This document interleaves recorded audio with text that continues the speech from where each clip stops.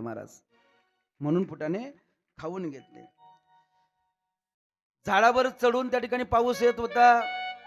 फुटाणे खातोय सुदाम. भगवान श्रीकृष्ण म्हणतायत, अरे सुदाम मला भूक लागली, गुरुमातेने फुटाणे दिले होते ते दे ना. म्हणे नाही, गासोडी राहिली मागे कुठेतरी, हरवली म्हटले मला माहिती नाही. अरे तेरे दांत तो बज रहे, शायद तू सुदाम कुछ खा रहा है. बोले नहीं कन्हैया, मेरे दांत तो थंडी के मारे बज रहे बोले. आणि भगवंताच्या डोळ्यात तेव्हा टचकन अश्रू आला. अरे जगाचा नियंता मी, मुंगेच्या पायातल्या घुंगरांचा आवाज सुद्धा मला येतो. सुदाम, अरे केवढा त्याग केलास ले का तू माझ्यासाठी. तुला त्या फुटाण्यांचं ज्ञान होतं, मला नाही का रे. पण मी देव आहे मित्र आहे तुला माहिती नाही. मी सर्वसामान्य त्या ठिकाणी आहे, पण मी तुझा मित्र आहे एवढं तू लक्षात ठेवलं. आणि माझ्या वाट्याचं सुद्धा दारिद्र्य तू तुझ्या वाट्याला त्या ठिकाणी ओढून घेतलं. अरे कधी तुझ्या ऋणातून त्या ठिकाणी मी मुक्त होईल. म्हणून भगवंताच्या डोळ्यातून आलेला तो अश्रू होता सज्जनांनो. बर का, मित्राने मित्रासाठी खूप करावं, पण मित्राला समजू सुद्धा देऊ नये, ती खरी त्या ठिकाणी मित्रता. आणि एक सांगू का, अमित्रस्य कुतो सुखम. जीवनामध्ये मित्र असावा, मित्राशिवाय जीवनाला सुख नाही. महाराज मी नेहमी सांगत असतो, आलस्यस्य कुतो विद्या, अविद्यास्य कुतो धनम, अधनमस्य कुतो मित्रम, अमित्रस्य कुतो सुखम. आळसी माणसाला कसली विद्या, ज्याच्याकडे विद्या नाही त्याच्याकडे कसलं धन, आणि ज्याच्याकडे धन नाही त्याला कसले मित्र. आणि ज्याच्या जीवनात मित्र नाही तर त्याचं जीवन त्या ठिकाणी काय उपयोगाचं. हो दुःखाडवायला उंबरा सारखा, हो दुःखाडवायला उंबरा सारखा, हो मित्र बनव्यामध्ये गारगा सारखा, मित्र बनव्यामध्ये गारगा सारखा, मित्र बनव्यामध्ये गारगा सारखा. दुःखाडवायला उंबऱ्या सारखा, दुःखाडवायला उंबऱ्या सारखा, मित्र बनव्यामध्ये गारव्या सारखा, मित्र बनव्यामध्ये गारव्या सारखा.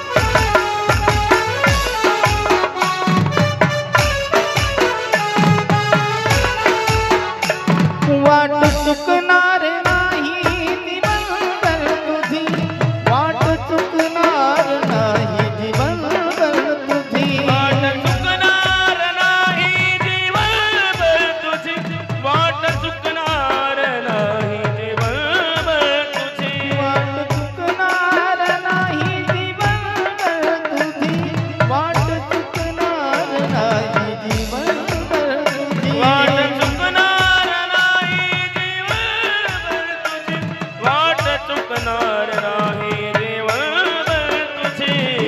तू मित्र कर आरसा सारखा,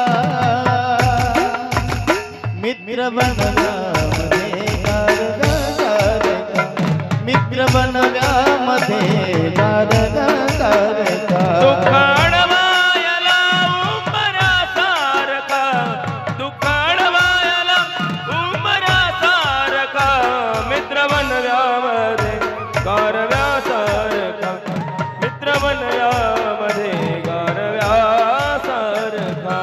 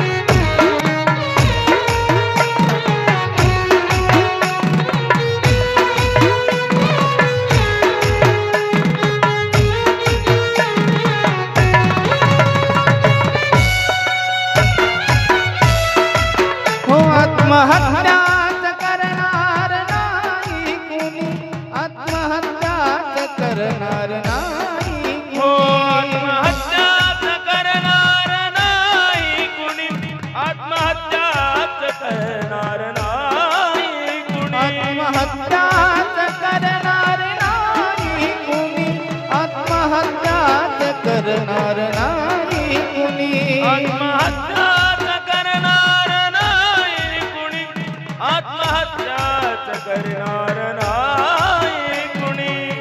हो मित्र असला जवळ, मित्र असला जवळ, आरचा सारखा मित्र बनव्यामध्ये कारव्या सारखा, मित्र बनव्यामध्ये कारव्या सारखा. दुःखाळवायला उंबऱ्यासारखा, दुःखाळवायला उंबऱ्यासारखा, मित्र बनव्यामध्ये गारव्यासारखा, मित्र बनव्यामध्ये गारव्यासारखा.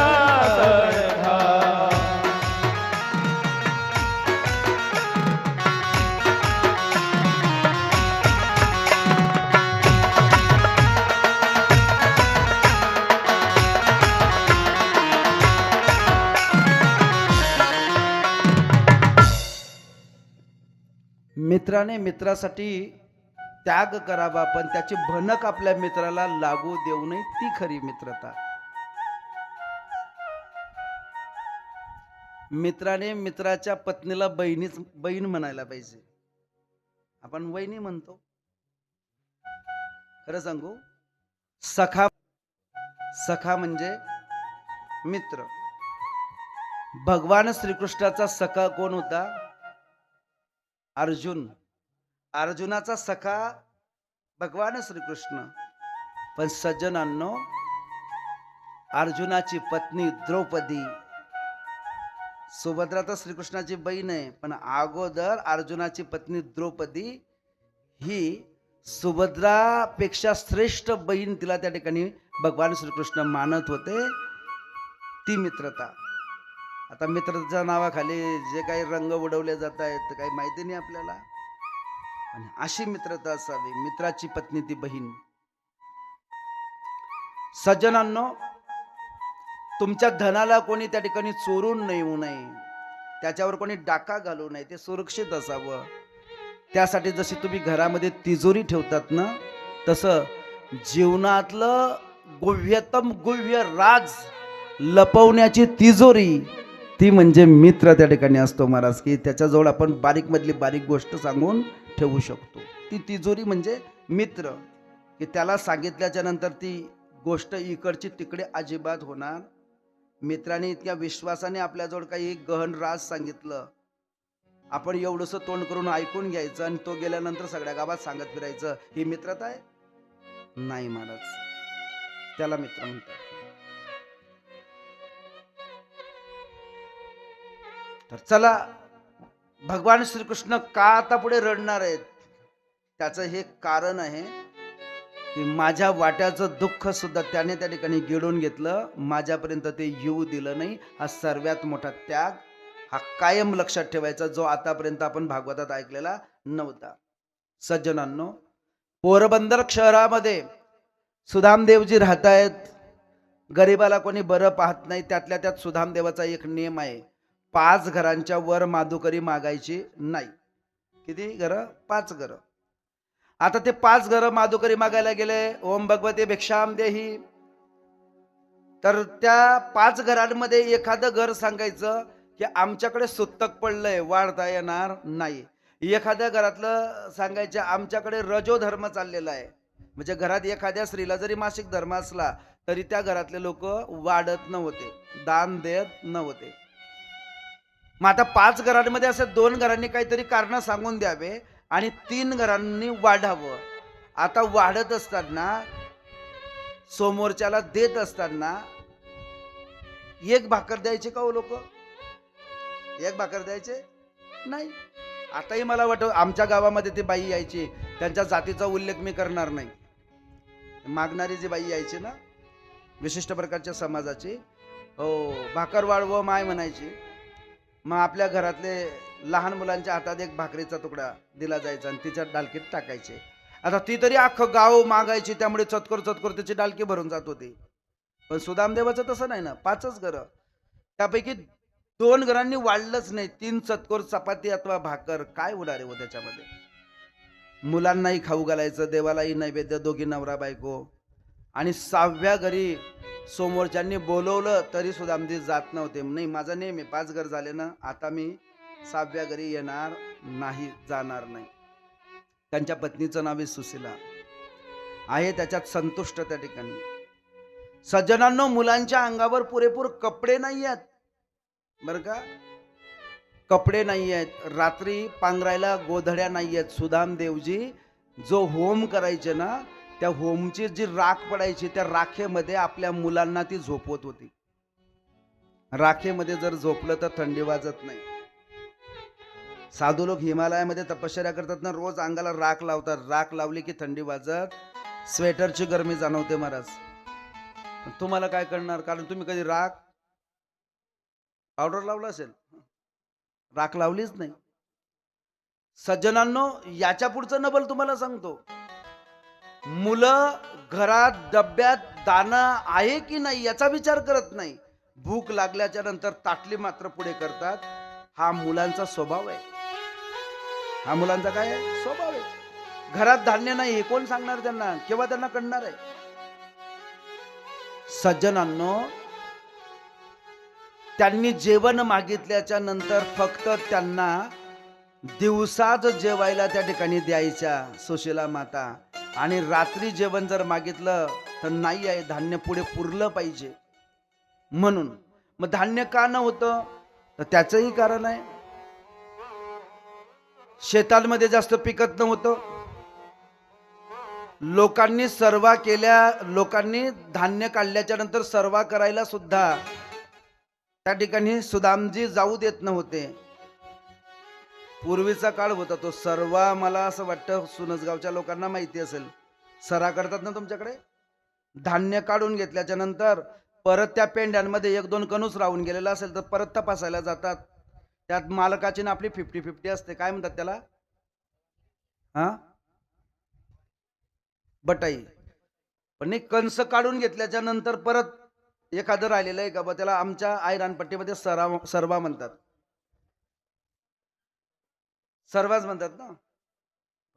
पुढे पूर्वीच्या काळी अजून एक अशी पद्धत होती की सर्वा केल्यावर सुद्धा एखादा गरीब जाऊन पाहायचा अजून काही एखादं कणी सुटलंय का. भुस्सी उपलल्याच्या नंतर त्यातून दाणे काढणारे लोक मी माझ्या डोळ्यांनी पाहिलेले आहेत. खडकांवर भुस्सी उपलली जाते तर त्याच्यातून जे दाणे पडतात ते दाणे जमा करून आपलं पोट भरणारे लोक मी पाहिलेले आहेत. सज्जनांनो, सर्व करायला सुद्धा जाऊ देत नाही. शेतकऱ्याने शेत नांगरलं की म्हणे आता शेतकऱ्याचा बिलकुल मोह सुटून गेलेला आहे त्या धान्याबद्दल, तू आता जाऊ शकतेस. आणि मग सुशीला माता त्या नांगरलेल्या शेतात जायची आणि ढेकळं बाजूला करून जे काही दाणे मध्ये पडलेले असायचे ते दाणे जमा करायचे. रक्त भांबाड त्या ठिकाणी हात होऊन जात होते महाराज, तेव्हा कुठे ओंजळभर दाणे मिळायचे. मग त्यामुळे एकाच टायमाला जेवण, संध्याकाळी ती जेवण मुलांना देत नव्हती. पण मुलांना असं म्हणायची नाही की आज आपल्या घरी जेवण बनत नाहीये, स्वयंपाक होणार नाही, असं म्हणायचे नाही. नाही जर म्हटलं तर मुलं आतंग तांडव त्या ठिकाणी करतील, आकांत तांडव करतील. त्यामुळे ती एक युक्ती करायची, चूल पेटवायची मुलांच्या समोर मुद्दामून आणि त्या चुलीवर पातेलं ठेवायची. त्या पातेल्यामध्ये पाणी पण टाकलेलं असायचं, सरपण पण लावायची आणि वरून झाकण ठेवायची. आणि मुलं म्हणायची, आई दे न ग जेवायला. तेव्हा मुलांच्या समोर मुद्दामून त्या रिकाम्या पाण्यामध्ये चमचा फिरवायची महाराज, चमचा फिरवायची. मुलं म्हणायची, आई काय बनवते आज, बेटा आज